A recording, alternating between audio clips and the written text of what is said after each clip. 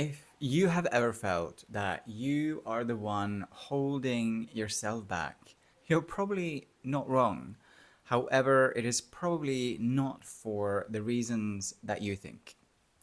So many of us are caught up in unexamined assumptions. And assumptions, specifically limiting assumptions, is what I'll be talking about later in this video.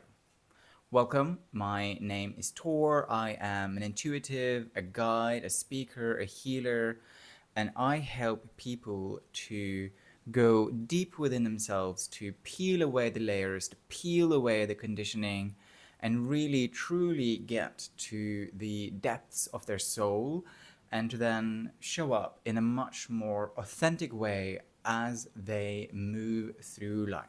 Examining the nature of my assumptions was first introduced to me by a brilliant person called Fiona Doyle. She was introduced to it by the creator of the thinking environment, Nancy Klein, which I am also trained in as a coach. And I think that the thinking environment, the work by Nancy and the work by Fiona, is perhaps the most profound teachings that I have received, aside from my more sort of psychic development teachings that I received from Inez. I think that the coaching training I have received through the thinking environment has made the most profound impact on my life. And so, I move through life often checking in with my assumptions. An assumption that I have is that, or I've had, and it probably is still lingering in the back of my mind, although I know it is untrue. So I have an undefined chronic health condition that leads to feeling tired quite a bit. We're trying to figuring out what it is, and we have yet to do so. However, an assumption that has been created out of having this condition is that I assume that it will be very difficult for me to get a boyfriend, because who wants to live with somebody who's got a health condition that's leading them to feel quite a lot tired?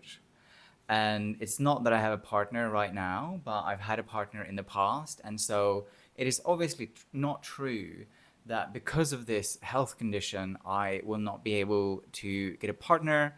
But so in there is a limiting assumption that needs to be changed with a truly liberating one. And a truly liberating one in this case is that I have value, I have worth, regardless of my health condition. That doesn't define my entire being. And the thing with liberating assumptions is that they also have to be true. And so before I move further into my story about myself and also my clients, let me explain what an assumption is in the words of Nancy Klein. So Nancy Klein says that assumptions are beliefs that we hold to be true, often unconsciously, which then underpins our thinking, our action, and also communication. Assumptions can be positive, meaning they are liberating, or they can be negative, meaning they are limiting. And so a limiting assumption restricts our thinking and behavior, and liberating assumptions creates room for growth, possibility, and authentic thought. And the process that we need to go through is to identify our limiting assumptions and then change them out with truly liberating ones. As I said earlier, a truly liberating assumption cannot be fanciful, it cannot not be rooted in reality. It still has to be true and can be rooted in our everyday reality, right? It can't move beyond the confines of our everyday life. But we can still change out limiting with liberating assumptions instead of. So here are some examples of liberating and limiting assumptions. So a limiting assumption can, for example, be, I am not good enough to try that. A liberating assumption can be, I can grow by giving it a try. A limiting assumption can, for example, be, if I fail, it means I'm a failure. And then a liberating assumption is, if I fail, I've learned something important. Another limiting assumption is, for example, other people have answers, I don't. And then a liberating assumption there, I can trust my own insights and thinking.